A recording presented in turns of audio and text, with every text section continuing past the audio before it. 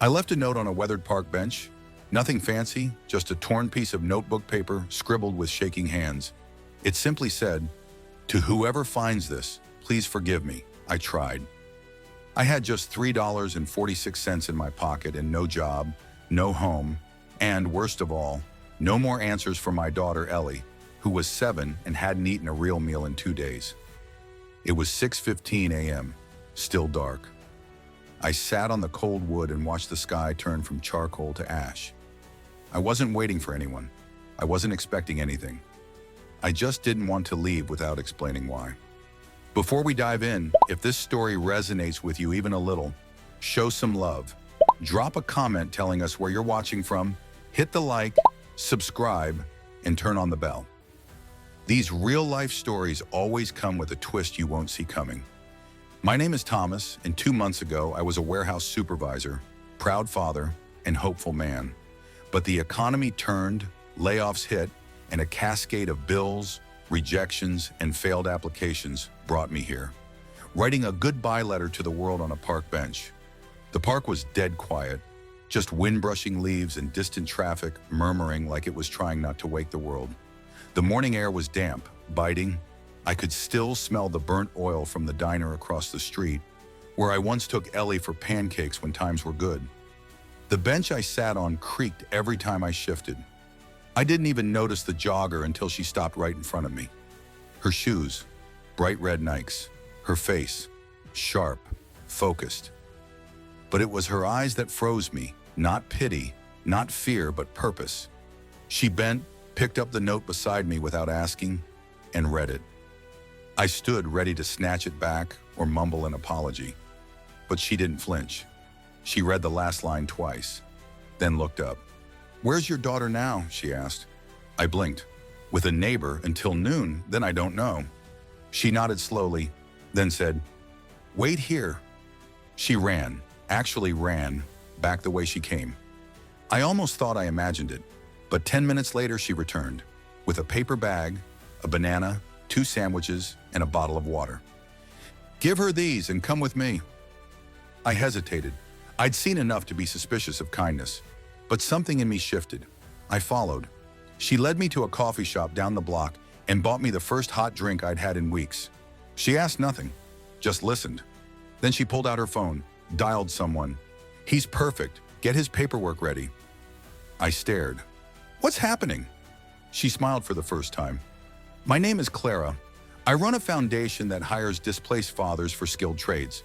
You're going to work tomorrow." I couldn't believe it. My mouth opened, but no words came. Then came the twist. She asked for Ellie's school details. I gave them to her, confused. That evening, the school principal called me. "Sir, someone just cleared your daughter's lunch balance and prepaid her meals for the entire year and donated books to her class in her name." I dropped the phone. I thought it was a mistake or a scam, but everything checked out. I signed a 6-month contract the next morning with real pay, benefits, dignity. But Clara, she never asked for thanks, never told me why, until weeks later when I finally gathered the nerve to ask her over lunch. "Why me?" She took a long sip of her tea and whispered, "Because 10 years ago I left a note too, on that same bench, and someone found me before I was gone. So now I find people too." Her words floated between us like steam from the teacups. I leaned forward, my voice barely steady. "Someone found you?" Clara nodded, eyes unfocused, as if watching a different scene unfold in a different time. "I was 22, fresh out of college, had just buried my dad and found out I was pregnant all in the same week. I didn't tell anyone, thought I could handle it, then I couldn't." A car horn blared outside, snapping me back to the present, but Clara didn't blink. I wrote 4 lines, folded the paper, sat on that bench for hours, and then this man, gray beard, blue coat, smelled like rain. He sat next to me, didn't say a word, just handed me a folded $20 bill with a note that said, "Not today, not you." She took another sip, then glanced at me. That 20 paid for a bus ride to my sister's. She gave me a couch and a second chance. Years later, I tracked him down. Found out he'd helped over 50 people the same way. Never asked for anything. I didn't know what to say. My mouth opened, then closed again. Clara watched me. "We call it the Bench Network now," she said, almost smiling. "It's not official, no website, no grant money, just people who were once found going out and finding others." My stomach turned slightly, not from unease, something else. Responsibility, maybe, the weight of being seen. "So what now?" I asked. "I just go back to work like none of this ever happened?" She leaned back. Her expression softened. "No, Thomas, you go forward. That's the only direction we deal with." We finished our drinks in silence, but her last words haunted me through the night. The next morning, I dropped Ellie off at school. She skipped in with the sandwich Clara had given her, hugging it like it was gold. Outside, I noticed a man slumped on the corner bench, hoodie over his eyes, backpack beside him, duct taped shut. He looked the way I must have looked 2 days ago. I paused. My instinct said to walk past. Don't assume, don't interfere. But another voice, Clara's voice, rose stronger. People who were once found. I crossed the street, walked to a cafe, bought a hot coffee and a bagel and returned. I placed them next to him and quietly sat on the bench beside him. He stirred, looked over. "You don't even know me, man." "I didn't need anyone to know me either," I said, "but someone showed up anyway." His eyes welled up before he turned away, mumbling a thank you under his breath. I left before he could say more. That afternoon, Clara texted me, "You sat on the bench again?" I stared at the screen. How did she know? "They always do," she added. "It becomes a calling, not a coincidence." I hadn't even told her about the man yet. That night, I couldn't sleep. I walked to the park around midnight. The bench sat under a flickering lamp, empty, quiet.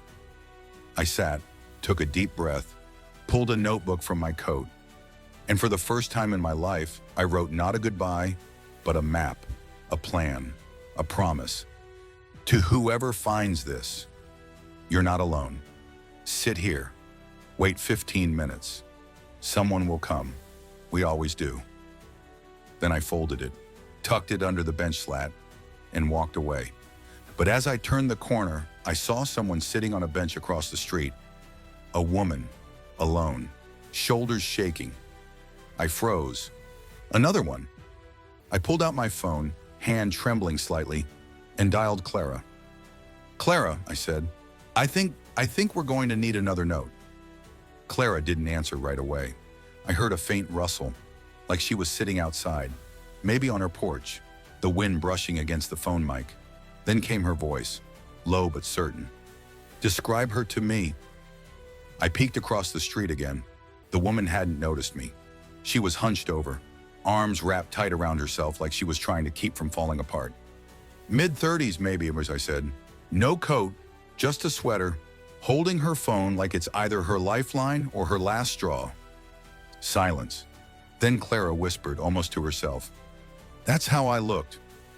I stood at the edge of the sidewalk, unsure if I should approach her or wait. I wasn't Clara. I didn't have the words. I was just a man barely 2 steps out of his own breakdown. But maybe that was enough. "Go sit near her," Clara said gently. "Don't say much. Just be real. Listen." So I did. The woman didn't look up when I sat at the far end of her bench. The space between us felt like a canyon, but I could hear her sobs now. Soft, breathless gasps like someone trying not to drown in public. I cleared my throat. "This isn't gonna sound normal," I started, voice dry. "But a few days ago, I sat on a bench and left a note. I didn't expect anyone to find it, but someone did, and it changed everything." She turned slightly, just enough to show a tear-streaked cheek, still silent. "I don't know what you're going through," I continued, "but if it feels like the walls are closing in, I promise they're not as solid as they seem. Sometimes a crack lets the light in." Her shoulders shuddered. She wiped her face with her sleeve and sniffed. "I'm not homeless," she said finally. "I have a house, a husband, a good job. But it's all fake. I haven't slept in 3 nights. I don't know who I am anymore." Her voice cracked on the last word. I wanted to tell her she wasn't broken, that people like Clara had saved me, and now people like me were trying to save others. But the words caught in my throat. Instead, I reached into my coat pocket and pulled out the new notebook Clara had given me. Blank, except for the first page. Write whatever you want, I said. No one has to see it, but it helps. She stared at the notebook like it was a mirror. Then with trembling hands, she took it. We sat in silence again. 10 minutes passed. 20. She scribbled something on the paper and shut the cover tight. What's your name? She asked. Thomas. She nodded. I'm Lena. Another silence, then softly. Do you ever still feel it? Feel what? The edge, like it's still right there, even when you've stepped away from it. I swallowed hard. Yeah, but now I know I'm not the only one who sees it. Her breath hitched, but she gave a tiny nod. It was the first thing that looked like strength. Later that night, Clara called me back. Thomas, she said, you did good. You sat with her. That's how it starts. I hesitated. What happens now? Now we watch the ripples. And what about you? I asked. You ever find that man again?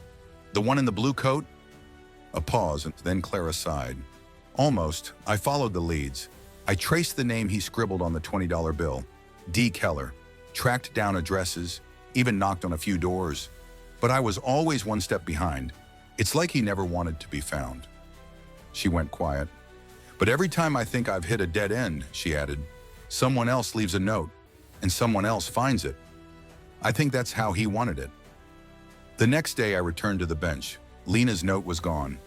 In its place, someone had left a scarf and a thermos of tea. Folded underneath was a new note. I'm still not okay, but I'm not invisible. Thank you, whoever you are. I stared at it for a long time. Then I turned and saw Clara, standing on the other side of the path, hands in her coat pockets, watching from a distance. She didn't wave. She just nodded once. A subtle gesture, one that carried more than approval. It felt like passing a baton, but I wasn't sure I was ready. I stood there frozen, the folded note trembling slightly in my hand from the breeze, or maybe my nerves. When I blinked again, Clara was already walking away. Not hurried, not slow, just sure. The way someone walks when they know you'll follow, but only if you're meant to. That night I couldn't sleep. Again. I sat by the window, sipping weak coffee, watching headlights flicker across the street like restless spirits. I kept the note from Lena beside me, read it a dozen times. It was short, raw, but real. I'm still not okay, but I'm not invisible. I remembered what it felt like to be invisible. Worse than hunger, worse than cold. To have people walk past you like your pain was static, they could tune out. And now someone saw her. But who saw me before Clara? I rubbed my face and grabbed the notebook again. Not the fresh one Clara gave me, but the original, where I'd first written the goodbye. The one I left on the bench. It had been returned to me, folded neatly in my jacket after Clara found me. I never asked how, and I never opened it. Until now. My handwriting looked unfamiliar, desperate, slanted, like it belonged to a man barely holding the pen. But something was odd. Beneath my 4 lines, another line had been added, in different ink, different handwriting, still gentle, still firm.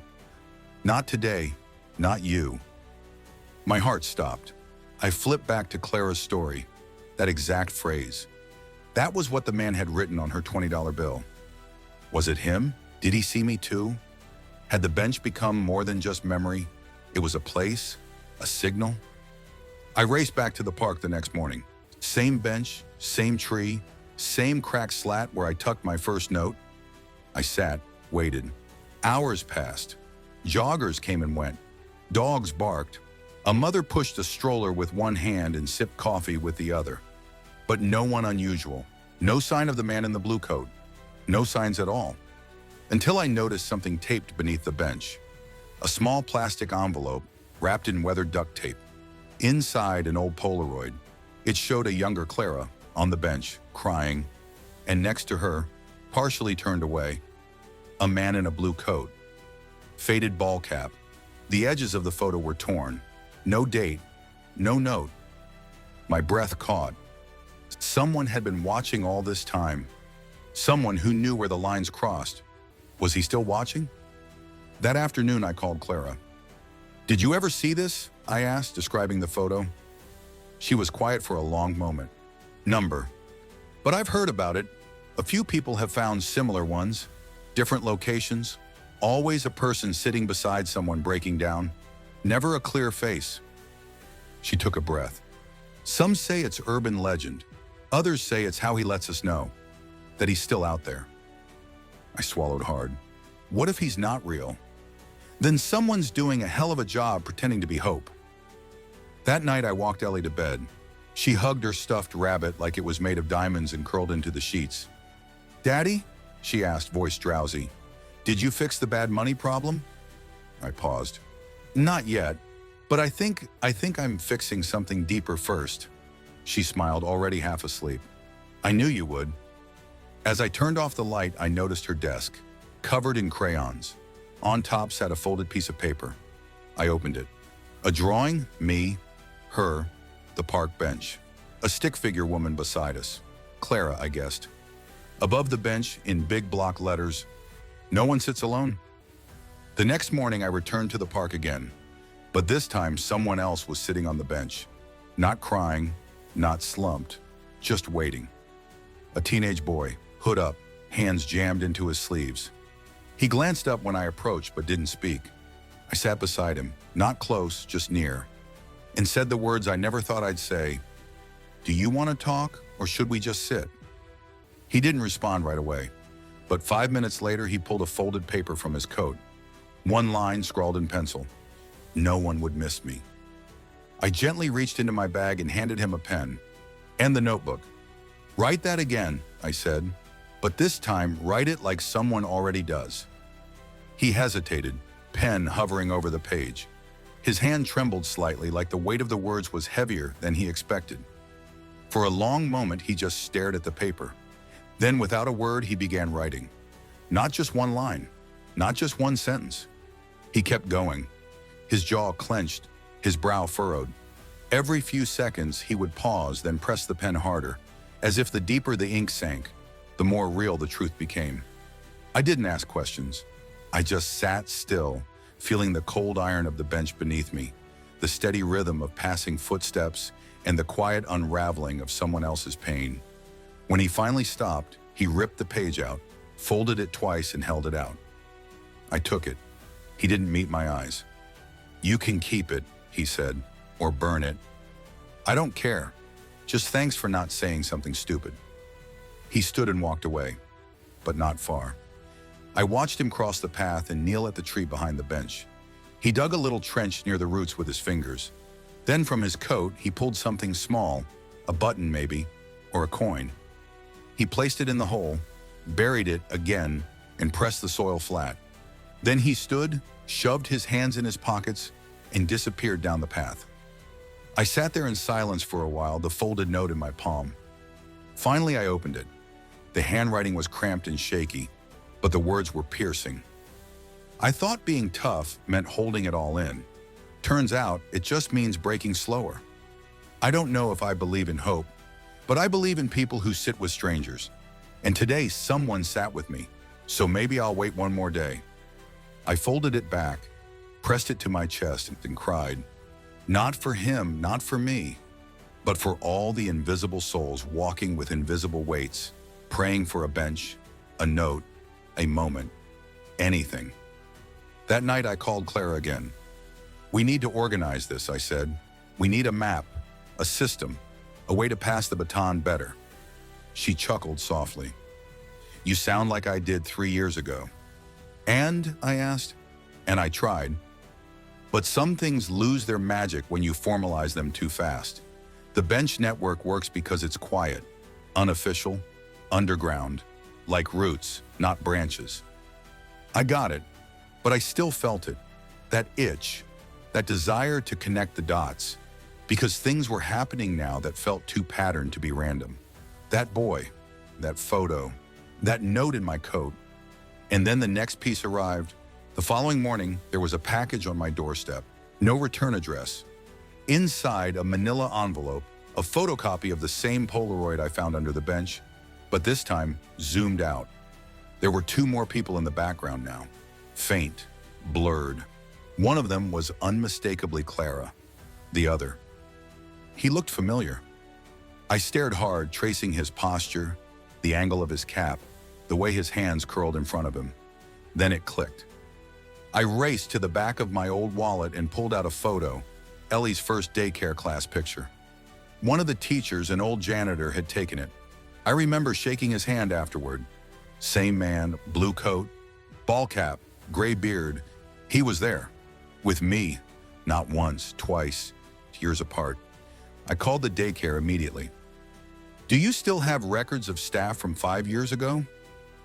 They hesitated, then said yes, but only on paper, not digitized. I made up a story. Said I was writing a thank you letter to a former janitor who made a big impression. They agreed to dig through the archives and call me back. Hours passed. When the call came, the woman on the line sounded confused. "Sir, we found the file, but there's no name, no employment record, just this note in the margins. Community volunteer, comes when needed." My mouth went dry. "Any contact info?" "Nope, just one word scribbled in the corner." "What word?" She paused, then said, "Keller." My knees buckled. Dr. Keller, the name Clara mentioned, the name written on the $20 bill. It wasn't just an alias, it was a signature, like a ghost, a guardian, moving silently through people's lives, leaving hope like footprints no one notices until they look back. That evening, I walked to the park again.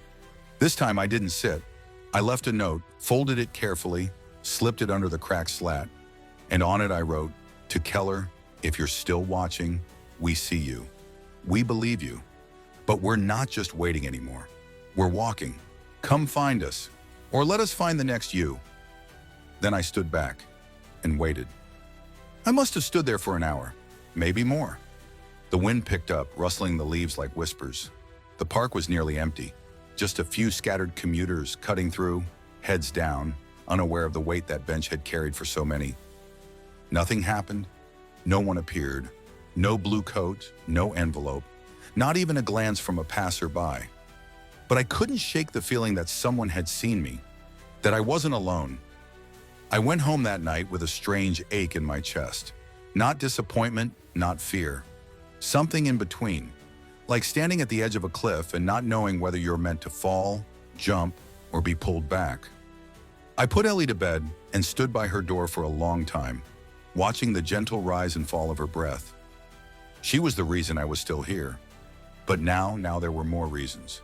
Dozens of them. Maybe hundreds. All quietly circling the same broken bench. The next day, a package arrived. Not on my doorstep this time. At the front desk of the building, where I had just started working part-time, thanks to Clara's foundation. It was a plain cardboard envelope, no stamp, hand-delivered. Inside was a city map, old, creased, smelling faintly of smoke and ink. And across it, small red ink dots, drawn carefully, deliberately, marked several locations throughout the city. Parks, transit hubs, libraries. Even the back alley behind a soup kitchen I recognized from my lowest days. On the top of the map, in clean cursive, one phrase, "Benches worth sitting on." My fingers trembled as I unfolded the map fully, spreading it across the break room table. 12 dots total. I circled the one I already knew, our park. But what were the others? A network? A system? Or a trail? That night, I visited the nearest one marked, an old, overgrown path near an abandoned train station. Most would walk past it without thinking twice, but not me. The bench there was splintered, barely holding together, but something was carved into the wood in a childlike scrawl. Not alone. My heart skipped. It wasn't random. Each bench might be a message, a moment, a memory Keller left behind, or inspired someone else to leave. Over the next week, I visited 3 more benches. At each one, something different. A worn teddy bear tied to the rail with twine, a set of matchbooks stacked neatly in a jar, each with a note that read, "A little spark goes a long way." And at the third, a public library courtyard, I found a discarded children's book with a folded note inside. It wasn't signed. "I come here every Tuesday. Sit beside me. Don't ask questions. Just sit." I came back the following Tuesday, and someone did sit. A middle-aged woman with graying hair and wide, cautious eyes. She didn't say a word. Just handed me a bookmark that had the word Keller embossed on it, faded but clear. She stood and walked away without looking back. I returned to Clara, told her everything. She didn't look shocked. She didn't even ask how I got the map. Instead, she opened a drawer in her office and pulled out a weathered black notebook. Pages falling out, cover cracked. Inside were hand-drawn maps, names, bench descriptions, times, symbols. "We've been collecting them," she said, "not publishing, just watching, quietly, letting it grow like it's meant to. But now," she looked at me, eyes sharp, "now I think it's changing." We started comparing notes, her sightings, my discoveries, and something clicked. 7 of the 12 benches aligned in a rough circle, and at the center an empty plaza downtown, a place people avoided after dark. No benches, no trees, just concrete. "It's like something's missing there," I said. Clara nodded slowly. "Or something's about to happen." We made a plan. Over the next 12 days, we'd each visit a bench, leave a note, wait, listen, not to force answers, but to make presence known, to send a message through silence. "We're here, we're ready, we're watching too." On the 5th bench I visited, a woman sat beside me with an old camera and asked if she could take my picture. I said yes. She clicked once, then handed me the photo as it developed. It was black and white, and in the corner, faint but visible, was a figure in the background. A man, blue coat, standing at the edge of the trees, watching. By the time I looked up from the photo, he was gone, vanished like mist. I ran to where he had been, behind the trees near the playground fencing. But the only thing I found was a sticker on a lamppost, torn, weathered, a white silhouette of a bench. No text, just the shape. At first glance, it looked like a municipal marker, some kind of forgotten park code. But then I remembered something Clara once said. He never left signatures. He left echoes. This was an echo, a breadcrumb. I peeled the sticker carefully and folded it into my notebook. That night, I couldn't stop thinking about the plaza at the center of the map. I pulled up satellite images on my laptop. Nothing unusual, just open space, cracked pavement, weeds poking through. People avoided it, especially after dark. There were rumors of crime, whispers of a failed revitalization project. But what caught my attention wasn't what was there. It was what had once been.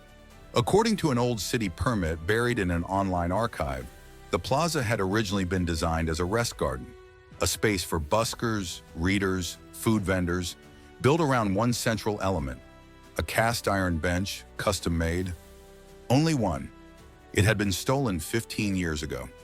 Never recovered. The next morning I returned to the plaza. The air felt denser here, heavier. A few people passed through quickly, eyes down, earbuds in, but no one lingered. I walked to the center, stepping over faded chalk drawings and broken tile. My shoes echoed across the stone. That's when I saw it, barely visible in the concrete, a rectangle of rust stains, 4 curved bolts embedded in the ground, matching the dimensions of a bench base. It had been here. This was Keller's original bench. This was where it began. I kneeled down and brushed away leaves.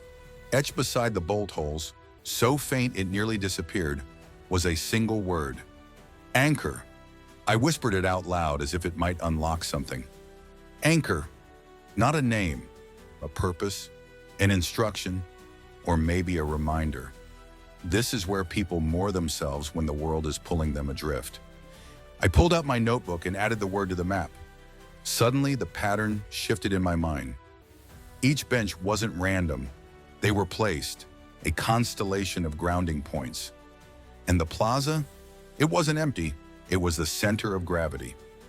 That evening, Clara and I sat in the park again, the original bench, the one where she found me. She listened as I explained the plaza, the bolts, the word. When I finished, she was quiet for a long time. Then she pulled a folded letter from her coat pocket. "This arrived yesterday," she said. "No return. Just my name in pencil." I opened it, inside a single sentence. "When the 12th bench sits, the weight will lift." There was no signature. But below the line, lightly imprinted, almost hidden in the paper's grain, was a watermark. A silhouette of a bench. Same as the sticker, same shape, same presence. 12 benches, I said. Only 11 are active. Clara nodded. The 12th is missing. The stolen one? Maybe. We looked out over the park. Somewhere out there was a bench that had vanished 15 years ago. But what if it wasn't destroyed? What if it was hidden, moved to a place where it would be needed most? Or worse, what if it had never been found again? If we located it, would something unlock? A story? A message? Or Keller himself? Later that night, I walked the edge of the city, past shelters and train yards, past corners I hadn't visited since I lost my job months ago. I stopped near an old construction site, half-built, abandoned, fenced off, except one side had collapsed. I ducked under the wire, and there, behind the rubble and scaffolding, was a bench, cast iron, weathered, welded to a concrete slab, unmarked, except for one carving along the top rail. 12! My chest tightened. I stepped closer, touched the metal. It hummed with something deep, not sound, not heat, a kind of stillness, like the moment before a story begins or ends. I sat on that 12th bench long after the city went quiet.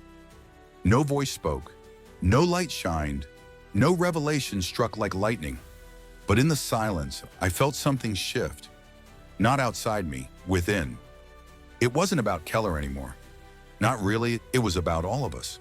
About what happens when someone chooses to sit beside you, not to fix you, not to preach to you, but simply to say, you're seen, you matter, and you're not walking alone. Maybe hope isn't loud. Maybe it's not grand or poetic or wrapped in headlines. Maybe it's a rusted bench in the corner of a city, and the stranger who decides to wait beside it.